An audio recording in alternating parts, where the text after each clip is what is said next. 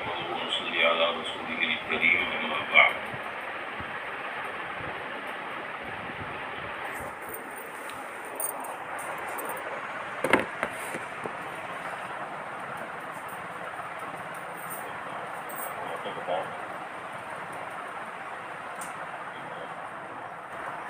اللہ تعالیٰ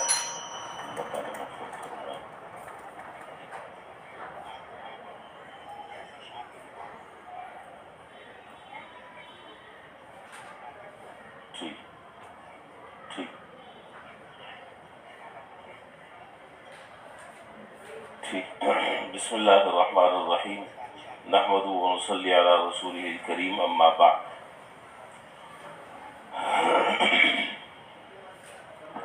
آج نماز سے متعلق ایک اہم مسئلہ ہے، وہ ضروری مسئلہ ہے، وہ بیان کرنا ہے،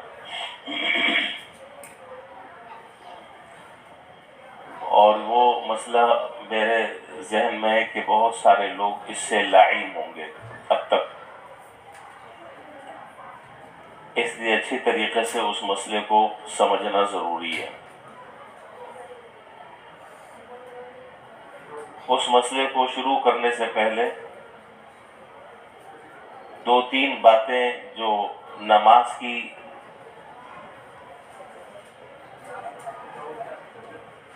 کی کچھ اصطلاحات ہیں وہ تو آپ جانتے ہی ہوں گے، لیکن میں دوبارہ اس کو یاد دہانی کرا دوں تاکہ بات ذہن میں رہے اور پھر اگلا مسئلہ جو بیان کرنا ہے وہ آسانی سے سمجھ میں آ جائے.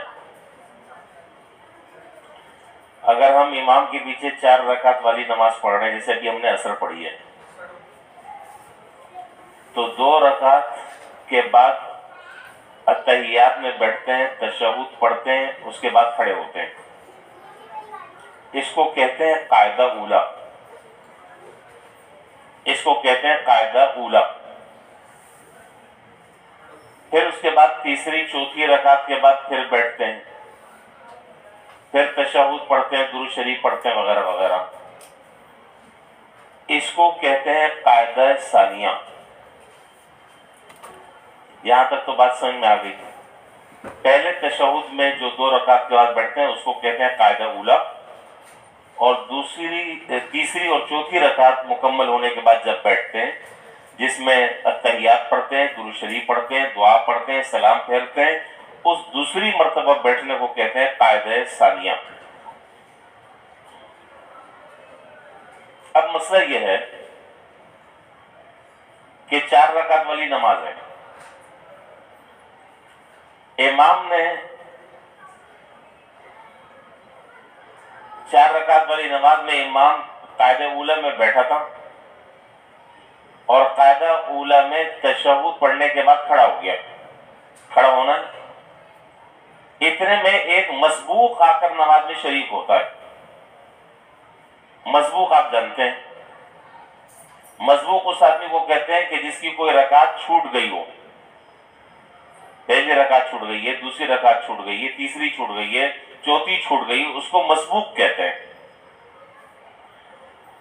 تو ایک مسبوق آیا اور آ کر وہ نماز میں امام کے ساتھ اس حال میں شریک ہوا ہے کہ امام قاعدہ اولا کا تشہد پڑھ کر اب کھڑا ہو رہا ہے تیسری رکعت کے لیے.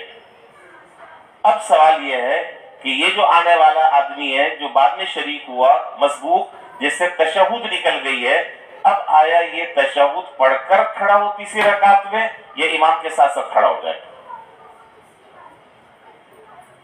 بات پتہ نہیں سمجھ آئی کہ نہیں آئی؟ سمجھ آ گئی بات؟ مسبوق جو ہے اس نے امام کو اس حال میں پایا ہے کہ امام نے تشہد پڑھ کر امام تیسری رکعت کے لیے کھڑا ہو گیا. اب سوال یہ ہے کہ یہ مسبوق تشہد پوری کر کر اٹھے، اس لیے کہ امام تو کھڑا ہو چکا ہے، امام کی متابعت لازمی ہے، امام کی اقتداء لازمی ہے، یا امام نے جسے اللہ اکبر کہہ کر کھڑا ہو گیا تو یہ بھی بس بیٹھا ہے اور بیٹھتے ایک دم کھڑا ہو جائے اور تیسری رکعت میں امام کے ساتھ شریک ہو جائے.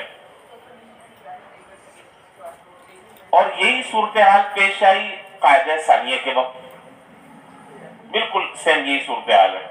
مثال کے چلیں مسئلہ صورت مسئلہ میں بتا دوں. صورت مسئلہ یہ ہے کہ 4 رکعت والی نماز ہے، امام قاعدہ ثانیہ میں بیٹھا ہے، اس نے تشہد پڑھ لیا، درود شریف پڑھ لی، دعا پڑھ لی، اور اس کے بعد اس نے سلام پھیر دیا. اب اتنے میں مسبوق آ کر شریک ہوا ہے، اسے ساری چیزیں نکل گئی ہیں. اب یہاں پر سوال یہ ہے کہ یہ جو مسبوق آیا ہے تو کیا یہ تشہد بیٹھ کر پڑھ کر کھڑا ہو کر اپنی بقیہ فوت شدہ رکعتیں مکمل کرے یا ایسی کھڑا ہو جائے؟ پتہ نہیں میں آپ کو صحیح طرح سمجھا پا رہا ہوں کہ نہیں سمجھا پا رہا ہوں، سمجھ رہے ہیں؟ تو یہ ہے صورت مسئلہ. اب اس کا جواب جو ہے وہ عام طور پر ہم لوگوں سے اس میں شاید غلطی ہوتی ہے جہاں تک میرا علم ہے، تو اس کو سمجھ لیں اچھی طرح.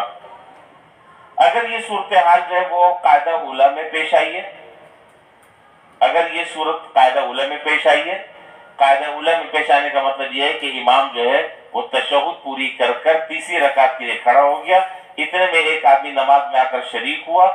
اب اس کے لیے افضل طریقہ یہ ہے کہ بیٹھ کر پہلے تشہد مکمل کر لے، پھر تیسری رکعت کے لیے امام کے ساتھ کھڑا ہو جائے.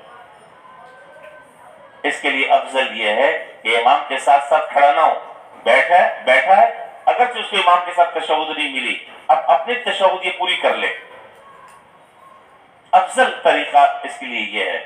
اور افضل کا مطلب یہ کہ اگر وہ تشہد مکمل نہیں کرتا اور امام کے ساتھ جو ہے وہ کھڑا ہو جاتا ہے رکعت میں تو نماز اسی ہو جائے گی، نماز میں کوئی فرق نہیں پڑے گا. لیکن افضل یہ ہے کہ تشہد پڑھ لے اور پڑھنے کے بعد مکمل ہونے کے بعد پھر امام کی متابعت کرے اور امام کی اقتداء کرے. یہ تو ہے قاعدہ اولیٰ میں مسئلہ. اور قاعدہ ثانیہ میں بھی مسئلہ یہی ہے، البتہ وہاں حکم میں فرق ہے. قاعدہ ثانیہ میں مسئلہ یہ ہے کہ ایسے آدمی کے لیے جب وہ چوتھی رکعت میں امام کے ساتھ شریک ہوا ہے، اس حال میں شریک ہوا کہ امام نے جو ہے وہ سلام پھیر دیا ہے، تو اب اس کے لیے لازمی یہ ہے کہ یہ تشہد پڑھے اور پڑھ کر اب اپنی فوت شدہ رکعتوں کو مکمل کرے. اور اگر ایسا نہیں کرے گا تو اس کی نماز مکروہ ہوگی، نماز میں کراہت ہوگی. قاعدہ اولیٰ میں مسئلہ افضل کا ہے، افضل اور عدم افضل کا ہے، اور قاعدہ ثانیہ میں مسئلہ افضل کا نہیں ہے، قاعدہ ثانیہ میں مسئلہ کراہت کا ہے. دونوں باتوں میں فرق ہے، دونوں مسئلوں میں. پتہ نہیں سمجھ آئی بات یہ نہیں آئی؟ اشارہ تو کر دیں ہاں نہیں میں، تاکہ میں بس ختم کر دوں بات. یہ دوبارہ میں سمجھاؤں، جب دراصل باریک مسئلہ ہوتا ہے تو مجھے اطمینان نہیں ہوتا جب تک سامنے والے سر نہ ہلائیں.